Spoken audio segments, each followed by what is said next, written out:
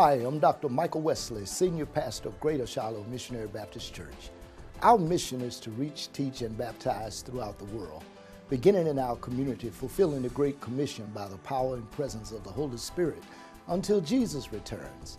That simply means we're here to reach irreligious people and turn them into lifelong devoted followers of Jesus, equip them for a place of service in the church, and send them out on a mission for Christ in the world. We're glad you're with us today. I command blessings on you and your family today.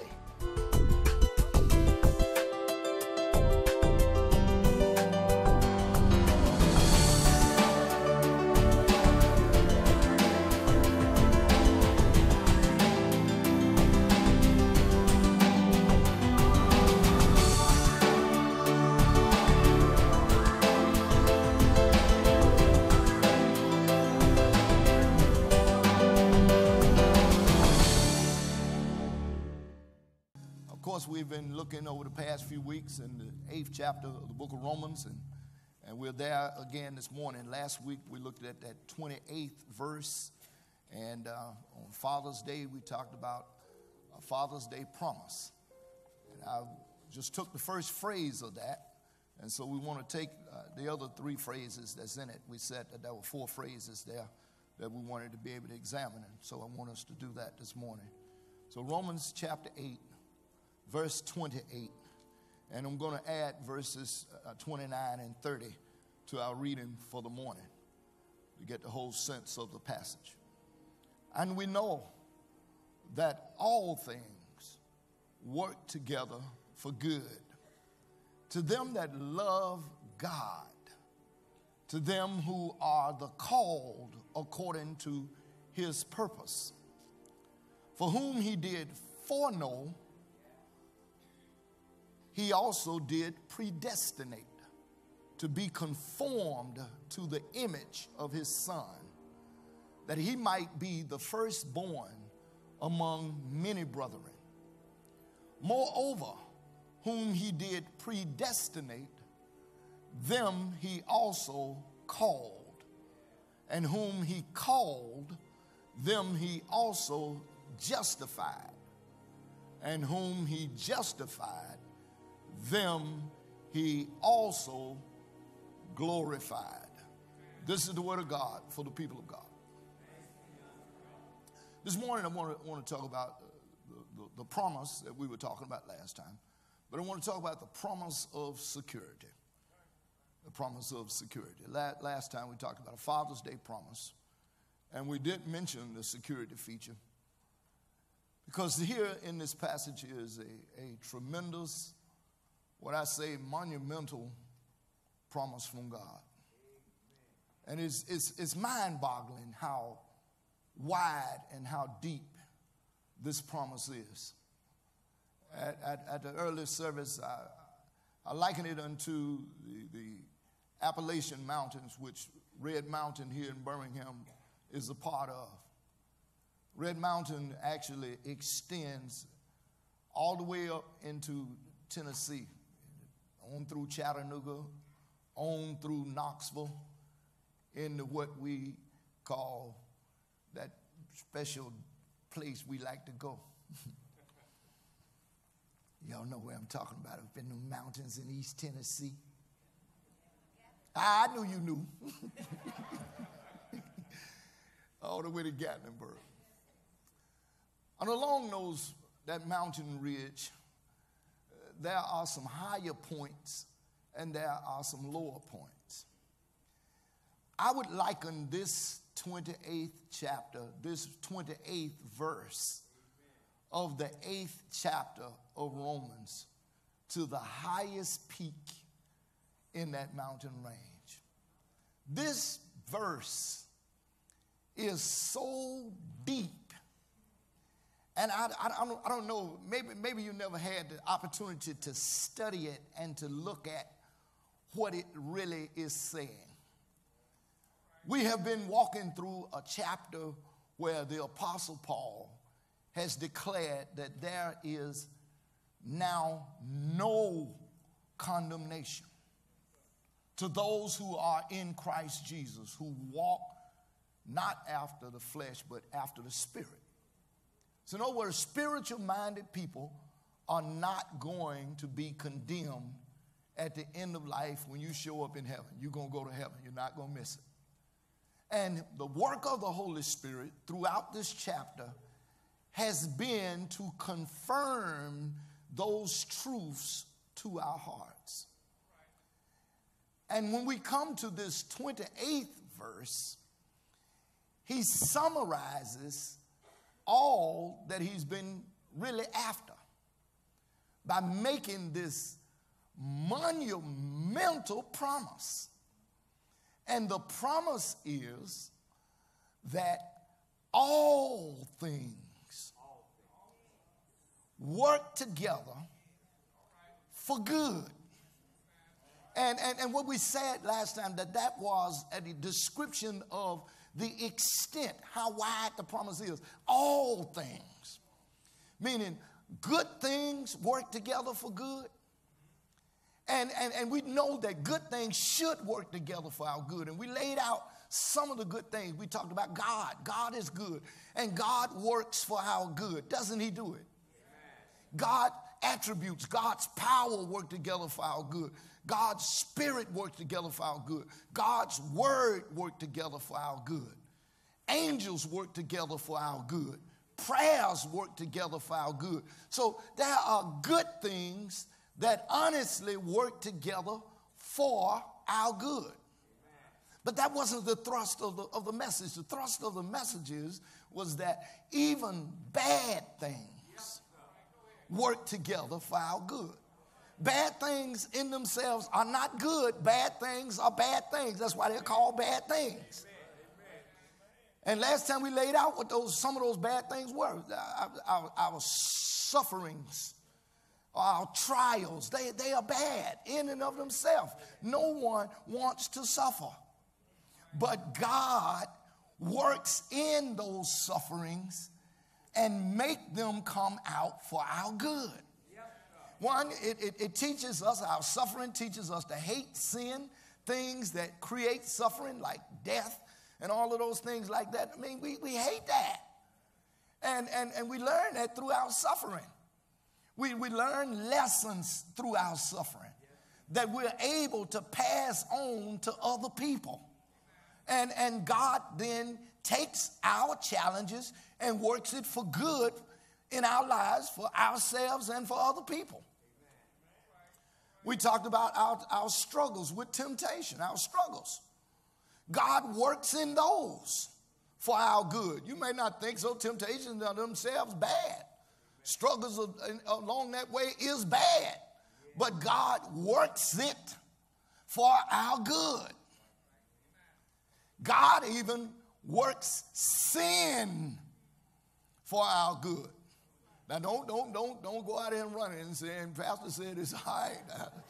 That's not what I'm saying. But I'm saying what God does is God overrules the consequences of your sin and works it for your good. Amen. Now, this is where I was labored last time. And what I was saying last time, more or less, is that those things work together for our temporal good here on the earth. But the thrust of the passage is not only do the things work together for our good on the earth, but the things that God does carries the ultimate good in working for us in eternity. Yes, sir. Because there's no condemnation. Amen. No matter what you do, at the end of the day, God overrules, God forgives you, God blesses you, and you go on. But that's where I want to draw the line this morning.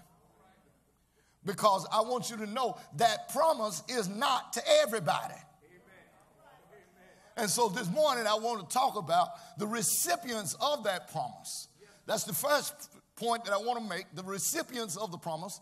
Last time we talked about the extent of the promise, that all things work together for good. That's the promise. But now we're going to talk about who this promise is to.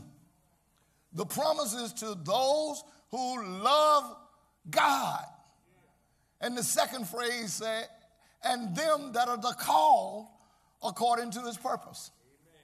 So now everybody doesn't love God. Amen. There are people who hate God. And people who hate God cannot expect God to work things out for their good. He's going to get you if you hate him. He's going to deal with you if you hate him. But if you love God, then God will work things out for your good. That's the promise. And you are the recipients of it. Who's the they? Those that love God. First, let me just help you understand that those who love the Lord, according to this passage of Scripture, is just another way of saying Christian people or believers. Amen. Believers are those who love God. Amen. How in the world can you not love God when he has done so much for you? And when you realize how much God has done for you, you can't help but to love him. I mean, man, it was a man who, a doctor came home, was on his way home, and he saw a little dog, man. The little dog had been hit by a car and was on the side of the road. And the doctor picked up the little dog and he carried him home. And once he got him home and checked him out, he realized he wasn't hurt, but just so bad. And so the doctor took care of him. And when the doctor finished taking care of the dog got better. The dog jumped up out of the doctor's arms and ran away. And the doctor said to himself, wow, so much for gratitude. And so he went about his day, the rest of the day, not worrying about it. And then the next day, he heard a little scratch at the door. And he went to the door and he opened the door, and it was that little dog again. But not only that little dog, but that dog had brought another dog that had been injured. Because he realized where he had received benefit from. And he returned to the place of blessing. And I'm just trying to tell you, when God has been in your life and has blessed you, you will have a love for God. That is who Christian people are. And not just Christian people, but it also goes back into the Old Testament that people love God. In the book, Genesis, the people of God, by the time God made the earth in Genesis chapter 1, 2, by the time we get to chapter 3, the fall occurs. Chapter 4, stuff is happening. By the time you get to chapter 6, it says the thoughts and imaginations of man's mind are only evil continually. Man does not even want to think about his maker. And God said, it repented me that I made the man. I'm going to destroy him off the earth. But then chapter 8 said, but Noah found grace in the sight of the Lord. Noah's just a representative of all of us who finds grace in God's eyesight. And we go on to see later on that when God called the children of Israel out of Egypt, he commanded them to love the Lord your God. Because how many know loving one way is not any fun? If you're doing all of the loving and nobody's loving you back, man, that stuff get old. So here's God. God's loving the people that he made, and nobody wants to love him back. So he decided, God said, no, you're going to have to love me back. With all your heart, with all your mind, with all your soul, with all your spirit, all your strength. And then while you're at it, love your neighbor as yourself. Right? So the Bible is full of passages. The book of Exodus talks about the love that people should have toward God. And godly people will love God. Now, I guess the question that begs to be answered this morning is how does that love manifest? What does the love look like? When we love God, how does that look? Do we have emotional feelings like God? You know how we do when you love somebody else. We get all giddy. See their name pop up in the phone. All of that. That's not the feeling that people who love God have. That's not how that's manifest. People who love God because they trust him. That's the manifestation. You trust God. You learn to, secondly, meditate on God's wonder, on his expansive nature. When you look out, man, I like David in Psalm 8. When I see the work of thy fingers, the moon and the stars was thou ordained. What is man that thou art mindful of him? And the son of man that thou visited him. Thou made him a little Lord and angel. David looks out at the stars and he says, oh Lord, our Lord, how excellent is thy name. That's an expression of love for God. And so people who love God because they see his expanse in nature. People who love God love to worship. Do you love to worship? I'm not saying you got the best song voice. But when you're in the shower, everybody sounds good. When I'm by myself, my praise is just as good as anybody else. You know, I might not take it public, but his praise is my praise. If I'm off key, so be it. Nobody hears it but God, and he said, that's my child. You all right? So love for God manifests itself in praise. It manifests itself in worship. It manifests itself in trust. It manifests itself when you love God. You love the things that God loves. You do. And you love the people that God loves. When you love God. When you love God, you also hate the things that God hates. Is that right? That's how a Christian demonstrates that he or she loves God. But the ultimate expression of our love for God is that we are obedient. We keep his commandment. You can't really love God and not be obedient. But let me quickly add, we may love him, but we don't love him as much as we ought to love him. Amen.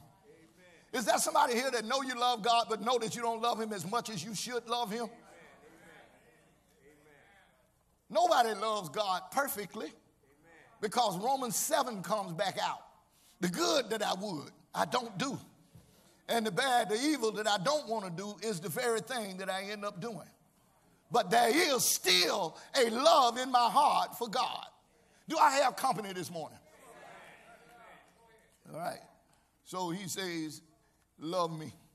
And this is what the passage is. The promise then is to people who love God, which is another way of saying Christian people. Okay? So that's who receives the promise. That's who receives the promise that all things work together for good to them that love God. Now, that's on the natural side. Loving God is on our side. That's what our response is. The Christian responds to God by demonstrating love for God. But there's another side to this. And the other side is from the divine viewpoint. And from the divine viewpoint, it's nothing to do with us loving God. It's God loving us. Now, how do you get to be a lover? How do you go from being a hater of God to being a lover of God? In other words, how you move from being a sinner to being a saint? That's not your work. Anybody in here save themselves? Can anybody in here keep themselves saved? No, you don't. We all have faith buckets that leak. And I like that phrase, faith buckets that leak. You come in here today and you get filled up with the word, but by Tuesday, it has leaked out. And so you have to come to Bible study to get a little more on Wednesday. But those that miss Bible study have to wait all the way to next Sunday. That bucket is dry. Hello? You know it's the truth, right? Sunday morning, man, you come to church and you praise the Lord and everybody's happy and smiling. But by Monday, man, Monday evening, man, you're going to turn back raw. But how is it that we turn? We don't turn because we choose to turn. We turn because God does it. And that's what the other side is. Not only those who love God, but those that are the called according to his purpose. So God is the one who calls. God is the one who opens the heart of people. And this is why I say to us this morning that all of us have an evangelistic responsibility. What do you mean evangelistic responsibility? We all have the responsibility to invite other people because, see, Jesus has already died on the cross. There ain't going to be no more dying on the cross. So he's died for everyone potentially that you see. But in order for God to open the hearts of the people have to be in hearing distance. And so that's why our responsibility is to invite people so that they can be in a place where they can hear and God can call. Oh, y'all catch up with me after a while. All right. So God is the one who calls. And he calls those. Let's look at what the passage says. I want you to see it. I don't want you to miss this. All things work together for good to them who love the Lord, who love God. That's you. To them who are the called according to his purpose. God knows why you are here. God knows who you are. God knows his plan that he has for you. The book of Jeremiah, that famous passage in the 29th chapter, verse 11 says, God knows the plans that I have for you, plans for good and not evil, to give you a future and a hope. Now, people say, yes, he was talking to the people of Israel who were in captivity, but that promise also applies to you and me. Amen. If we are the people who have been called by God, God has a purpose for your life. Now, your purpose might not be to discover cancer, the cure for it. And suppose you did, and then chose not to tell anybody. That would be criminal. Well, listen, you have discovered, if you love God, if he's called you, you have discovered the secret how to get free from sin. And yet you don't want to tell anybody. And that's just as criminal. Because God has a purpose not only for your life, but for every other person's life.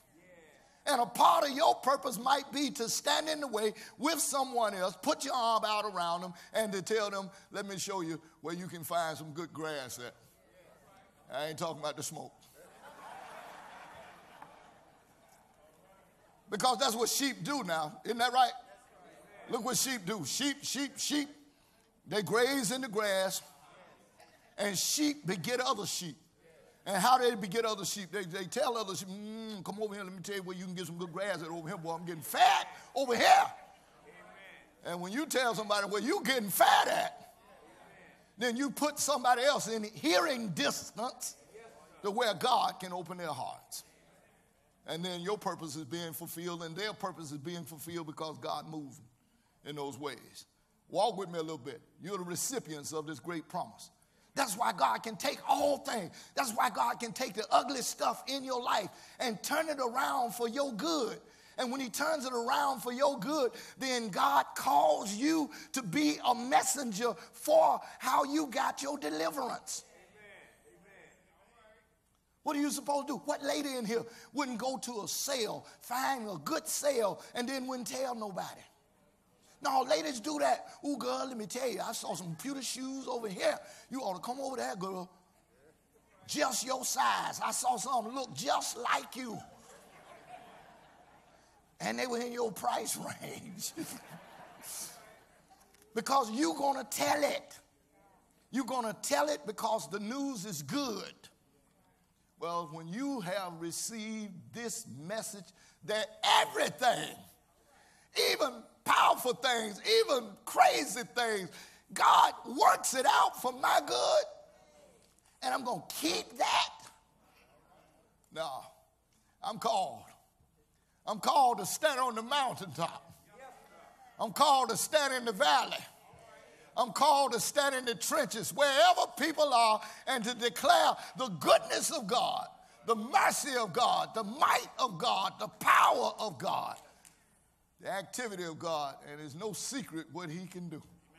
What he's done for others, he'll do the same for you.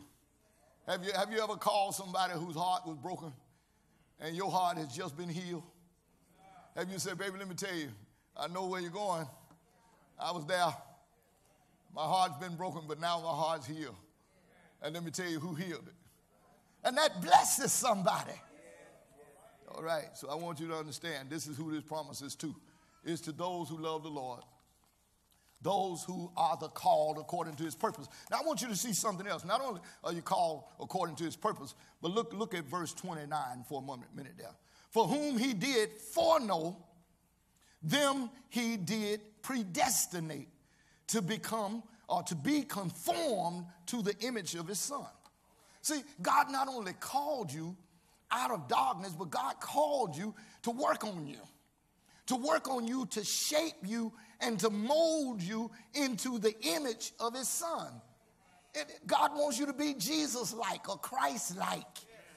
You know, how many know that the Lord's been working on you ever since he called you out of darkness? Listen, he's still working on me. I mean, sometimes he'd have to take out his utility belt.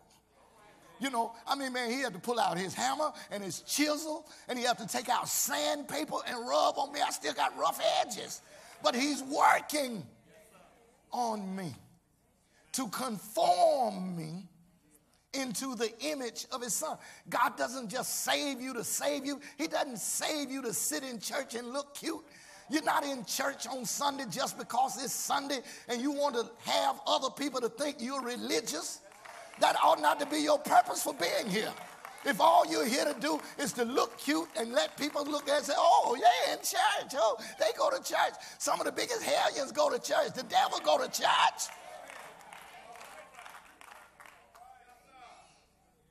But we come week after week to be mashed on, to be shaped, to be pushed, to be squeezed, to be conformed into the image of his son.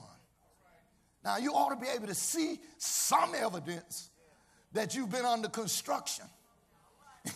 Anybody know that there was a time when you would go slap off on people? Hold up, some of y'all still go slap off on folk. But the Lord has changed something inside of you where you can handle things a little different than you used to handle it.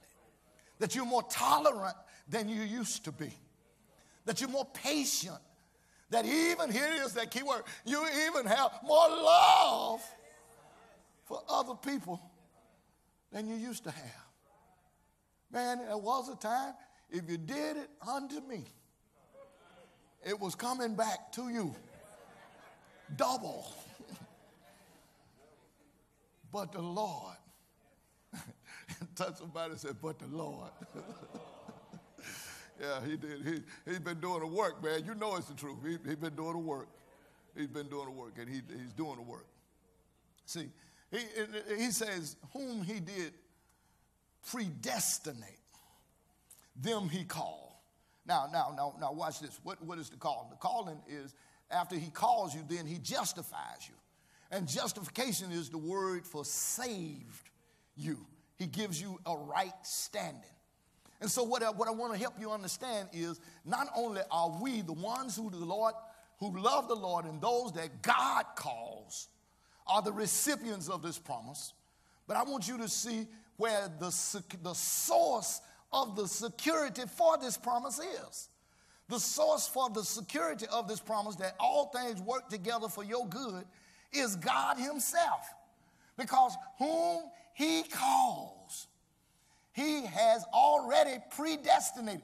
Do you know what predestination is? It means that God decided before the world began that you one day would hear his voice and you would respond. So there is no fear. God knew you before your mama knew you. God knew that you would be born before your grandmama and your granddaddy ever met. God had already decided what period in human history you would be born in. Man, I thank God for that every time I think about that.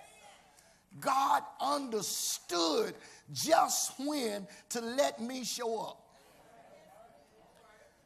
If I had showed up in some other periods of human history, man, the books would have to be rewritten because I would not have done right or would not have done well.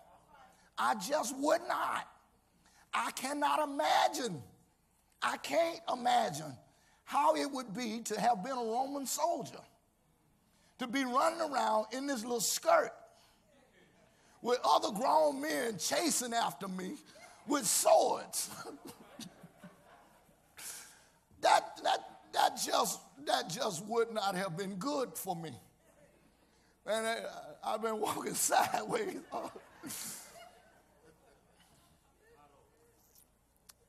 I just would not have been a good slave if he had brought me that way. And some of you know it too. Some of y'all some difficult sisters. And you would have had a hard time conforming. And I know that I would have had a hard time because I know they would still be looking for me. It would be Kunta Mike.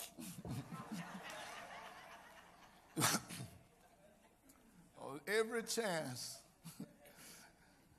it would have been another direction. But God in his wisdom knew just the right period in human history to bring me forth because of the purpose and the plan that he had scratched out, scribbled out, preordained ever before I was born, before the world was formed. And that ought to give you some consolation this morning. That listen to what the promise is saying. The promise is saying that no matter what happens to your life, no matter what happens in your life, because you are the people that God wants to bless. You're the people who love him. You're the people that God has chosen, preordained, ever before the world began, that nothing that can happen in your life now on the earth or in the future that God will not overrule for your good. That is tremendous. Now, that doesn't happen for everybody because everybody doesn't love God and everybody have not been set apart for God's particular purpose. But you have. And if you have, then you ought to be secure in understanding what this promise is. Man, what a tremendous, tremendous promise. Let's look at it a little deeper here. Look at verse 30 right here. Moreover, whom he did predestinate, that's you, right? He also called. And whom he called, them he also justified. And that word justified means made right or saved. And whom he justified, them he also glorified. God guarantees that you're going to be glorified, that you're going to go to heaven. See, the whole passage has been no condemnation. And here he is saying it again now, that there is nothing that can happen in the middle of your life that can usurp God's intent for you. So I don't understand why you need to walk around with your head down, pulling the hair out of your head, wringing your hands as if something has happened or can happen in this life, on this earth, that could somehow stop God from fulfilling what he had already pre-decided that would happen for you before you showed up. God, Jesus. In other words, God got blessings that you have no idea of. And he has, and some things he has reserved for every season of your life. He has not given you everything that's coming your way.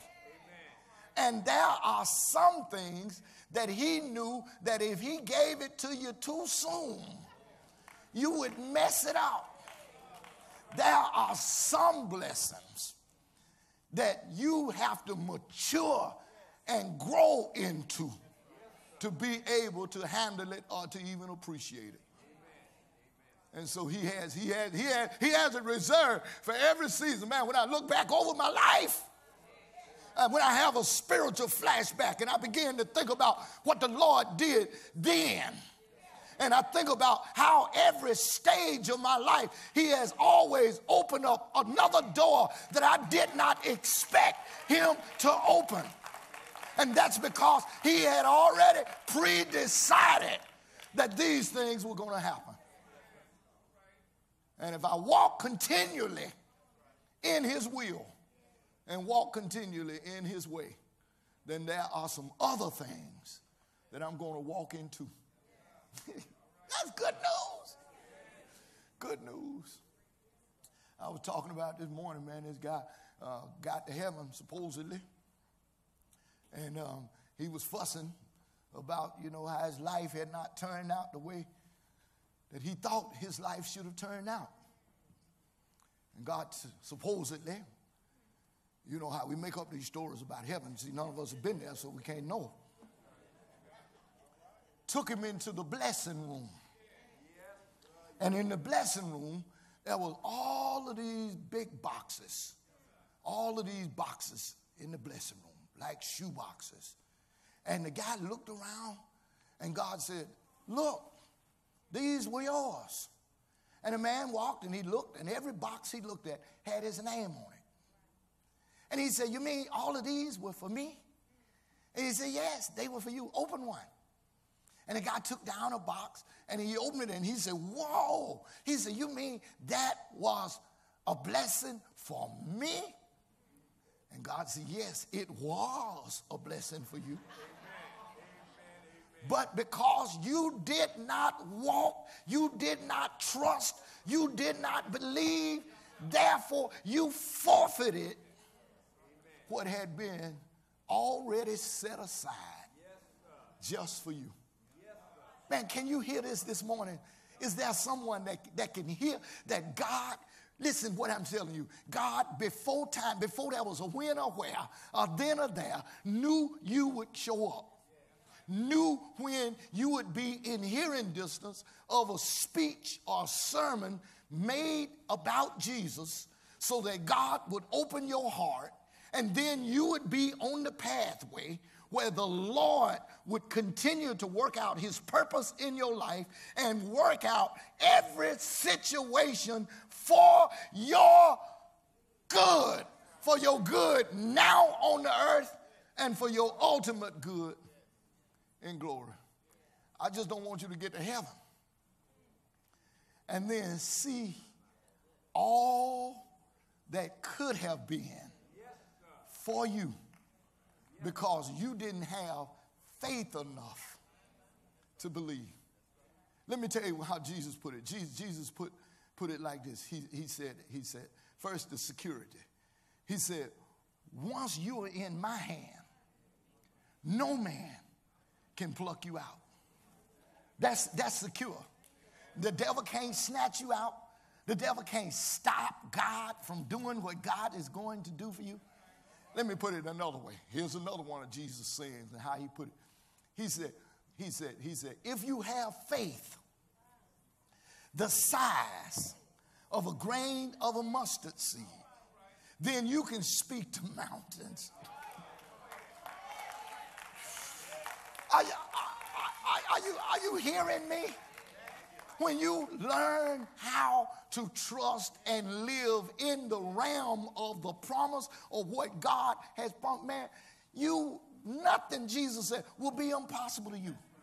The level of life. Now, look, I'm not one of these name it, claim it preachers, so don't misunderstand. But there are these blessings that are promised. There are these secure things that are supposed to take place in your life and for your life. And the only reason they don't is because you won't. You won't trust. You won't obey. You won't follow. I shared, man, God was in the grocery store, man, and just the impulse of the Spirit of God. And I believe God puts impulses. I believe God drops ideas. I think that's one of the ways he leads. We talked about that a couple of weeks ago. God just spoke to my heart so clear, man. The lady was standing there at the counter, and she had all this stuff, and God said, pay for it. I looked around, what you saying? No, I stepped up and I paid for it. And I got right outside of the store, and I got it right back. God, I said, God, look at you. Look at you, man. I wish I could tell you. I can't tell y'all. I can't tell you, man. But, man, I walked in this morning, I got an envelope in my hand right now.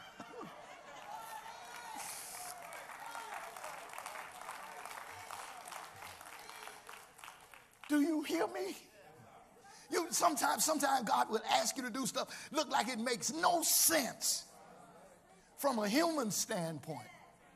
But because he has pre-planned it and he knows the end from the beginning, he knows the outcome of it.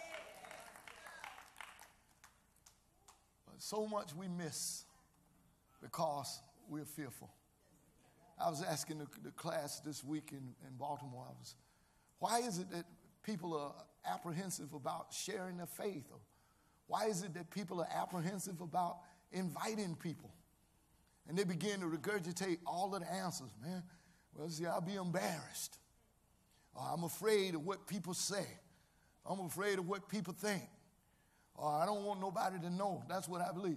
Man, let me tell you, when you understand who God is and how God is blessing your life, how in the world are you going to keep that to yourself? I don't care what you think. I don't care what you say. When I know who woke me up, who keeps me in clothes, who brings me through the darkest and most difficult of situations. And when I look back on it, I mean, no, hindsight is always 20/20. When you're going through it, you might not be able to see it. But on the other side of it, when you look back at it, you can see clearly that this was none other than God himself. Man, I talked to a young couple one time, man, came to my office. They said they want to be married. And, as I was asking the questions and all of that right there, I got through with the interview with them. And I said, man, go on, tell this girl the truth, man. He said, what? I said, man, tell the girl you don't want to marry her. And she got mad with me. She said, Pastor, what? How you going to tell him to say that? I said, boy, tell that girl, you know what I mean. And they left out of the office, man. She was mad, man. She was mad. She said, you ain't got no right to tell him not to tell me he didn't want to marry me. Well, about 3 months later, she came back. She said, I owe you an apology. She said, thank you. Thank you. She said, you saw what I didn't see, and you understood what I didn't understand. I don't know how you knew, but you knew that he wasn't right. Man, I'm telling you, anybody ever had God work on you like that? Anybody ever had something you wanted and the Lord wouldn't let you have it? And then in the aftermath of it, he revealed to you why he didn't let you have it? Because it was not for your good.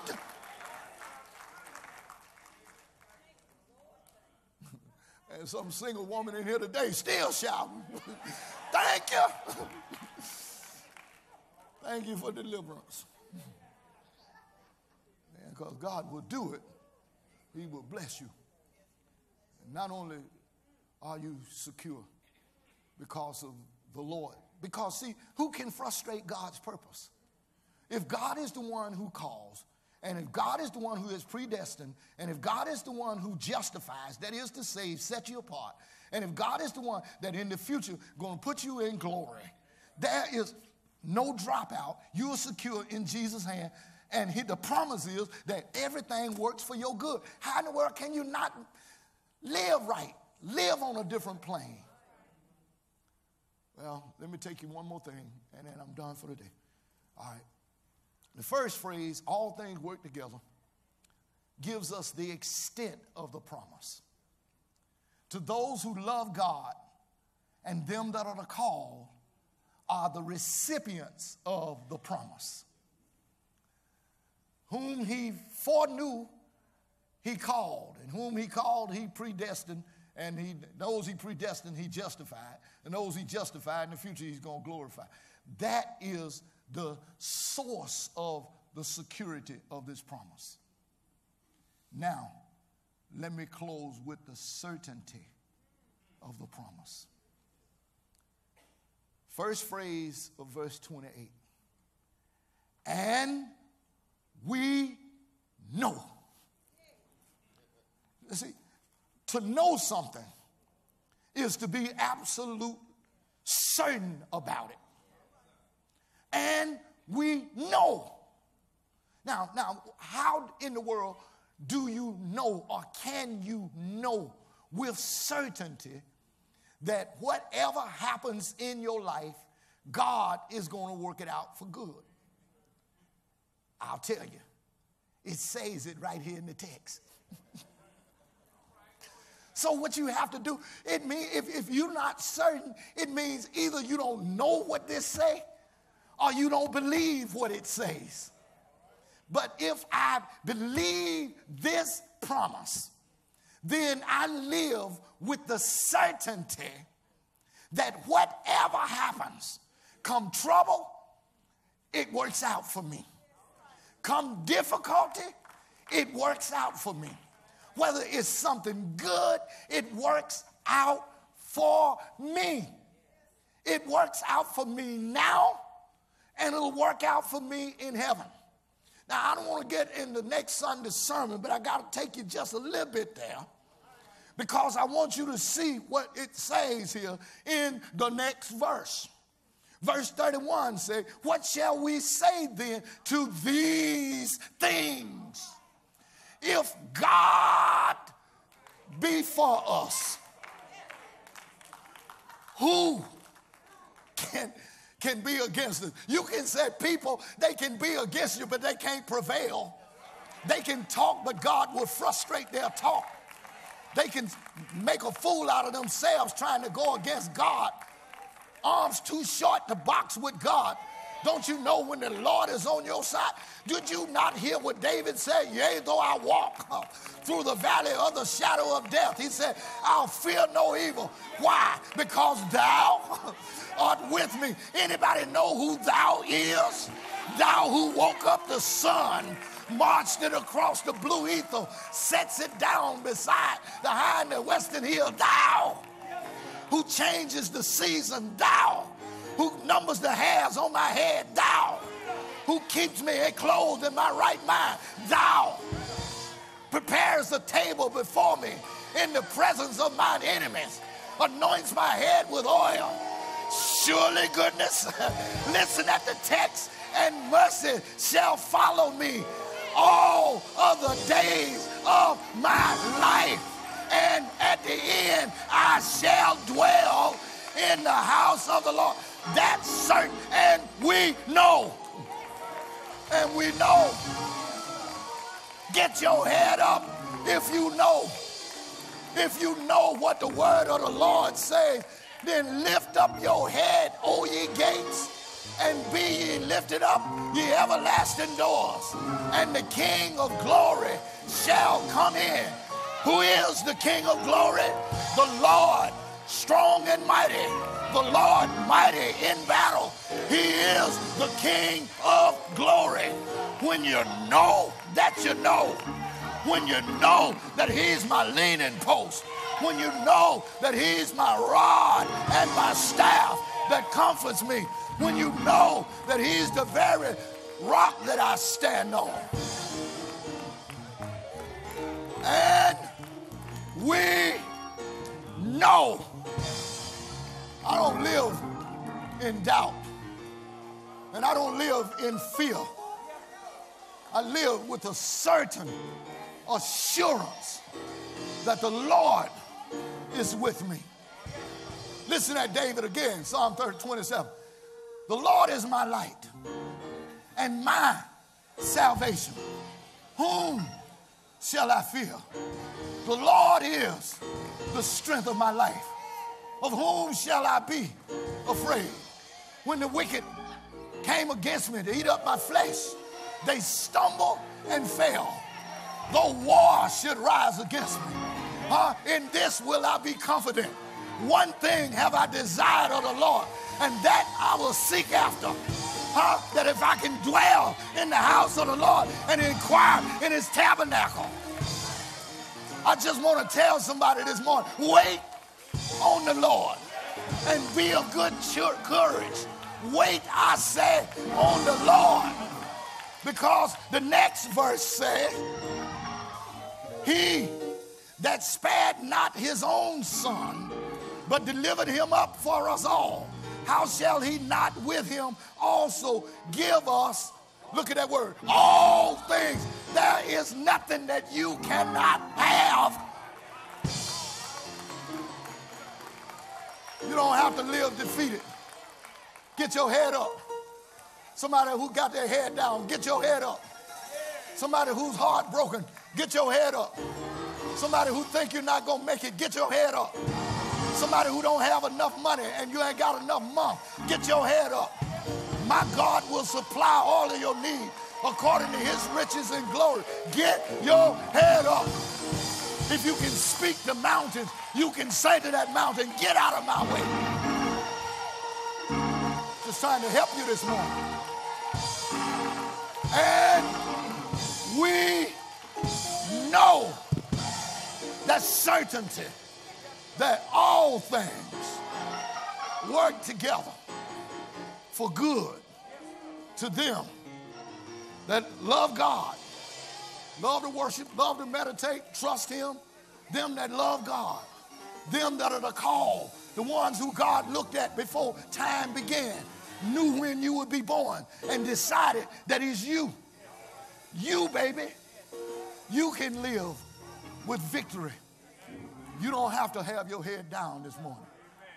You know with certainty that it all works for good to them that love God, them that are the called.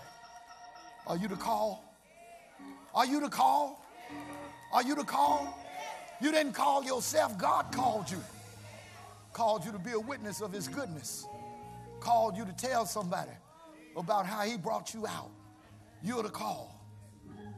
And I don't know how you can handle this, man. I don't know how you can go out of here. Don't go out of here with your head down. Don't go out of here the same way you came in. Go out of here different. Go out of here confident. Go out of here knowing that the Lord has promised you that it all works for your good.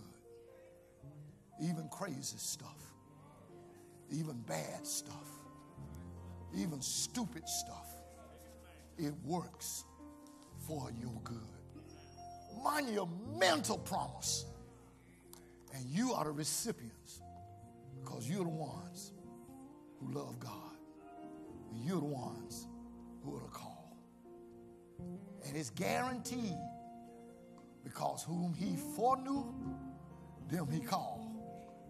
And those he called, he predestinated. And those he predestinated, he justified, set you aside, saved you. And those that he has already saved, he's going to deliver you in glory. So it works for you now. It'll work for you after a while. So let me just give an invitation. Let me appeal to somebody who may be here, who may think that God can't save you. Yes, he can. I don't care how bad you are. I don't care what you've done, how long you have done it. Power, resurrection power is in him.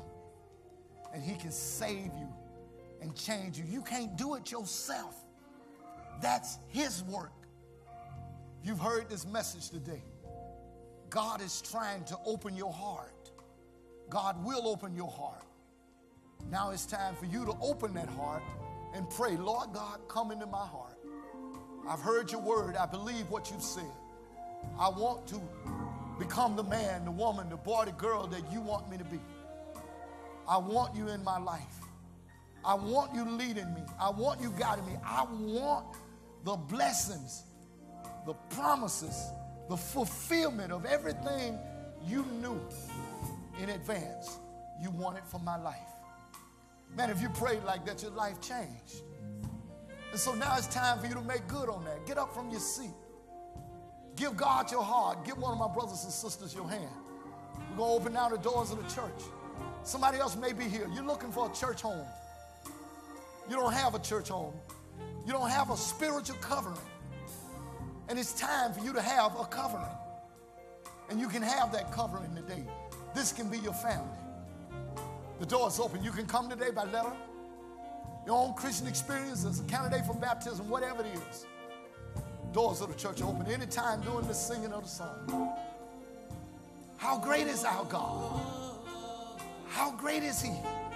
How great is He? Doors open. How great our God. The splendor, come on, say it. The splendor of the King. Come on, think about the beauty of God, the holiness of God. Golden majesty. People who love God like to see that, like to imagine that. Rejoice. Let all the earth rejoice. He wraps himself in light, and darkness tries to hide, and tremble at his voice, and tremble at his voice. How great is our God. Sing with me. Is our God. All sing. How great.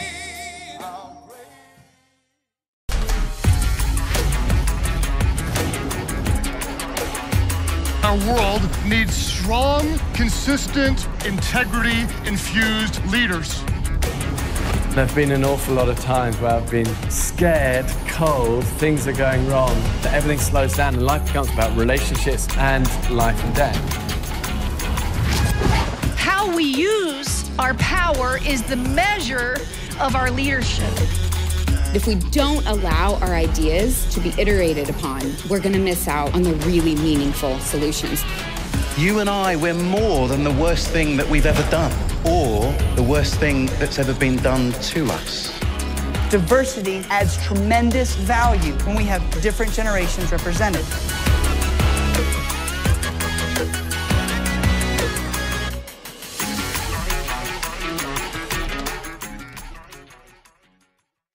Hey friends, this is Michael Wesley, Senior Pastor of Greater Shiloh Missionary Baptist Church in Birmingham, Alabama.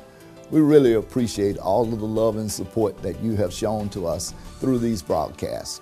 We've been hearing from people and our friends all over, and we want you to pray about being a supporter and a prayer partner and a supporter of this television ministry. If you believe the Holy Spirit has ministered the Word of God to you and you'd like to see this ministry continue and to share it with your friends, please consider being a supporter. Follow the prompts on the screen. We would love to hear from you.